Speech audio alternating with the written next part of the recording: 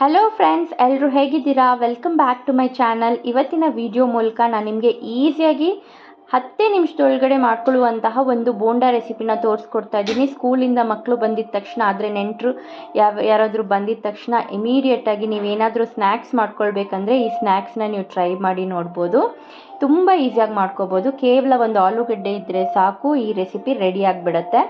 ಇಲ್ಲಿ ನಾನು ಒಂದು ಆಲೂಗಡ್ಡೆನ ಚಿಕ್ಕದಾಗಿ ಕಟ್ ಮಾಡಿ ಇಟ್ಕೊಂಡಿದ್ದೀನಿ. ದೊಡ್ಡ ಆಲೂಗಡ್ಡೆಯನ್ನು ನಾನು ತೊಗೊಂಡಿದ್ದೀನಿ. ಮಿಕ್ಸಿ ಜಾರ್ಗೆ ಇದನ್ನು ಚಿಕ್ಕ ಚಿಕ್ಕ ಪೀಸಾಗಿ ಕಟ್ ಮಾಡಿಕೊಂಡು ಹಾಕ್ಕೊಳ್ತಾ ಇದ್ದೀನಿ. ಚಿಕ್ಕದಾಗಿ ಮಾಡಿಕೊಂಡ್ರೆ ಬೇಗನೆ ಗ್ರೈಂಡ್ ಆಗುತ್ತೆ, ಅದಕ್ಕೋಸ್ಕರ. ಮತ್ತು 1 ಕಪ್ ಆಗೋಷ್ಟು ಉಪ್ಪಿಟ್ಟು ರವೆಯನ್ನು ತೊಗೊಂಡಿದ್ದೀನಿ. ನಾನಿಲ್ಲಿ ಉಪ್ಪಿಟ್ಟು ಮಾಡ್ಕೋತಾರಲ್ವ ಅದೇ ರವೆಯನ್ನು ನಾನಿಲ್ಲಿ ತೊಗೊಂಡಿದ್ದೀನಿ. ಮತ್ತು 1 ಕಪ್ ಆಗೋಷ್ಟು ನೀರನ್ನು ಇದಕ್ಕೆ ಆ್ಯಡ್ ಮಾಡ್ಕೋತಾ ಇದ್ದೀನಿ. ಇದನ್ನು ಲಿಡ್ಡು ಕ್ಲೋಸ್ ಮಾಡಿಬಿಟ್ಟು ಇದನ್ನು ಗ್ರೈಂಡ್ ಮಾಡ್ಕೊಳ್ಬೇಕು. ಇವಾಗ ಸಣ್ಣಗೆ ಗ್ರೈಂಡ್ ಆದ ನಂತರ ಒಂದು ಬೌಲ್ಗೆ ಇದನ್ನು ಹಾಕಿಟ್ಕೋತಾ ಇದ್ದೀನಿ. ತುಂಬ ಈಸಿಯಾಗಿ ಮಾಡ್ಕೋಬೋದು. ಈ ರೆಸಿಪಿ ನಿಮಗೆ ಇಷ್ಟ ಆಗಿದರೆ ಲೈಕ್ ಮಾಡಿ, ಶೇರ್ ಮಾಡಿ ಮತ್ತು ಸಬ್ಸ್ಕ್ರೈಬ್ ಮಾಡ್ಕೊಂಡು ನೋಡೋದನ್ನು ಮರಿಬೇಡಿ. ಮತ್ತು ನಾನಿಲ್ಲಿ ಅಕ್ಕಿ ಹಿಟ್ಟು ಒಂದು ಅರ್ಧ ಕಪ್ ಆಗೋಷ್ಟು ತೊಗೊಂಡಿದ್ದೀನಿ. ಒಂದು ಈರುಳ್ಳಿನ ಚಿಕ್ಕದಾಗಿ ಕಟ್ ಮಾಡಿಕೊಂಡು ಸೇರಿಸ್ಕೊಳ್ತಾ ಇದ್ದೀನಿ. 2 ಈರುಳ್ಳಿಯನ್ನು ಚಿಕ್ಕದಾಗಿ ಕಟ್ ಮಾಡಿಕೊಂಡು ಹಾಕ್ಕೊಳ್ತಾ ಇದ್ದೀನಿ. ಕೊತ್ತಂಬರಿ ಸೊಪ್ಪನ್ನು ಚಿಕ್ಕದಾಗಿ ಕಟ್ ಮಾಡಿ ಹಾಕ್ತಾ ಇದ್ದೀನಿ. ಮತ್ತು ಇಲ್ಲಿ ಗರಂ ಮಸಾಲ ಪೌಡರನ್ನು ಅರ್ಧ ಟೀ ಸ್ಪೂನ್ ಆಗುವಷ್ಟು ಗರಂ ಮಸಾಲ ಪೌಡರನ್ನು ಹಾಕಿಬಿಟ್ಟು ಸ್ವಲ್ಪ ಚಿಟಿಕೆ ಸೋಡಾನ ಹಾಕಿಬಿಟ್ಟು ಇದನ್ನು ಚೆನ್ನಾಗಿ ಈ ಥರ ಕಲಿಸ್ಕೊಬೇಕು. ಉಪ್ಪನ್ನ ನೋಡಿಕೊಂಡು ಸೇರಿಸ್ಕೊಳ್ಳಿ. ರುಚಿಗೆ ತಕ್ಕಷ್ಟು ಉಪ್ಪನ್ನು ಇದಕ್ಕೆ ಸೇರಿಸ್ಕೋಬೇಕಾಗತ್ತೆ. ಇವಾಗ ರೆಡಿಯಾಗಿದೆ ಬ್ಯಾಟರ್. ತುಂಬಾ ವಾಟ್ರಿ ಮಾಡ್ಕೊಳ್ಬೇಡಿ. ಹೇಗೆ ಬೋಂಡ ಬಿಡ್ತೀವಲ್ವ ಅದೇ ಕನ್ಸಿಸ್ಟೆನ್ಸಿ ಇರಬೇಕು.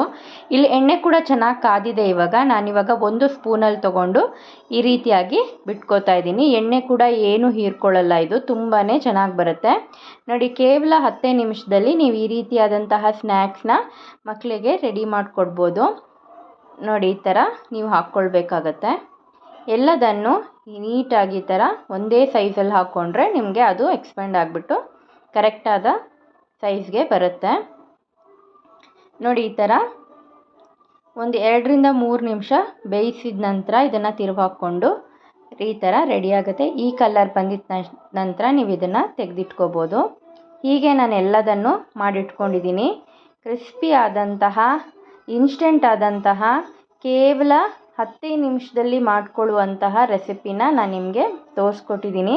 ಈ ರೆಸಿಪಿ ನಿಮಗೆ ಇಷ್ಟ ಆಗಿದ್ದರೆ ಲೈಕ್ ಮಾಡಿ, ಶೇರ್ ಮಾಡಿ ಮತ್ತು ಸಬ್ಸ್ಕ್ರೈಬ್ ಮಾಡಿಕೊಂಡು ಸಪೋರ್ಟ್ ಮಾಡಿ ಫ್ರೆಂಡ್ಸ್. ಎಲ್ಲರೂ ನೋಡ್ತಾ ಇದ್ದೀರಾ, ಸಬ್ಸ್ಕ್ರೈಬ್ ಮಾಡ್ಕೋತಾ ಇಲ್ಲ, ಸಬ್ಸ್ಕ್ರೈಬ್ ಮಾಡಿಕೊಂಡು ನೋಡಿ. Thank you for watching my video.